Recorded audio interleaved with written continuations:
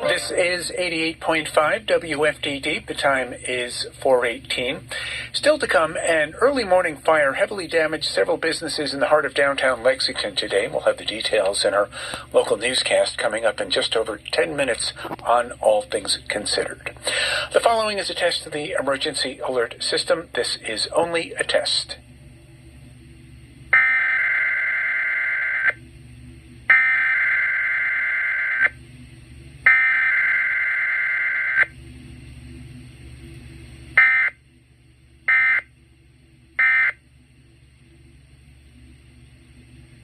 This has been a test of the emergency alert system on 88.5 Wfdd. If this had been an actual emergency, the attention signal you just heard would have been followed with official news and information.